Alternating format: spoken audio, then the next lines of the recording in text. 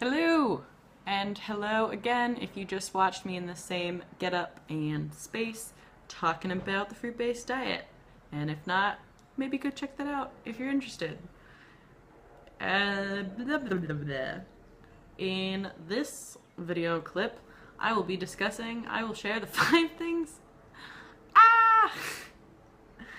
Here are 5 things that I learned from choosing to live in my car.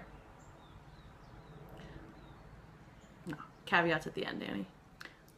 Number 1, value experiences over things. No one is making out of this, no one's making it out of here alive. No one is taking anything with them when they go. All you have is how you feel and what you've experienced. It's just factual. So shifting my mindset to valuing experience as opposed to collecting. I guess I could say like collecting experiences, but I mean intangible versus tangible.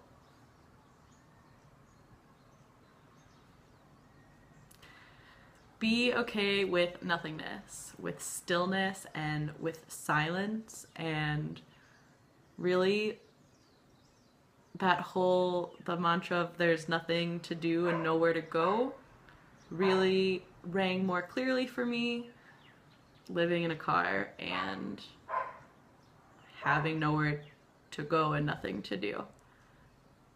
With that being said, you have no need ever to justify yourself and your choices, and neither does anyone else have any sort of requirement to justify their choices themselves back to you. You're allowed to not know what's going to happen in the future, and you're allowed to have those moments where you're like, what the fuck am I doing with my life? Which brings me to number 3, sitting with your discomfort. So when you have that moment, you're like, what am I doing? This is really uncomfortable. Sit with it. You always have the choice to relax. You always have the choice to be okay with not being okay, to fully embrace and hug that part of you and I've had it here, and I've had it in the car, and I've had it in living situations before that in my whole life.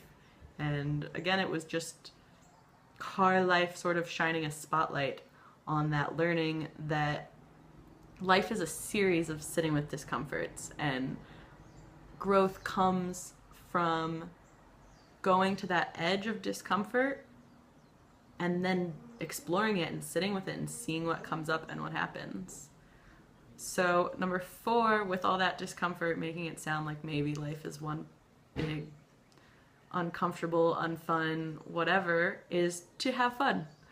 Life is here to adventure and to enjoy and to explore, and as I said in number 1, for those of you taking studious notes, it's just about our experiences and what we're doing on a day-to-day basis and how we're feeling. So follow your excitement, and I'm learning to say that one not sarcastically. It's true. If something is a maybe, it's a no. If it is a hell yes, then it's a yes, and do that. And lastly, of living in a car, and for me, I was living in a car alone, so this lesson was especially potent, and I'm an extrovert, which was part of wanting to do what I did in the first place, is to be in your own flow. Be on your own schedule, in your own, whatever you're wanting to do, rather than making plans and making your decisions based on other people and all of these external events, which are going to happen and which are going to be great and fulfill you in your life, and also will only do those things if you're first primarily focused on yourself and your own flow, and letting whatever happens happen. A lot can happen in a day. A lot can happen in a day and in your own self if you allow it to.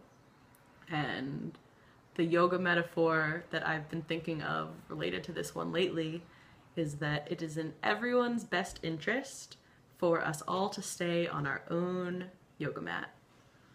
And, you know, maybe you go to someone else's mat occasionally and you guys help each other with your alignment, or you acro yoga, or you whatever. But for the most part, stay on your own yoga mat. And, okay, so the caveats for this video are that, again, I lived in a car by choice. I am extremely privileged that this was not the situation that not all, but lots of people who live in cars are in, where it is by force. It is because of external factors in their life that are saying there's not a choice here really, this is your option. Whereas for me, I decided I feel very much like I'm the one who decided this is what I want to do.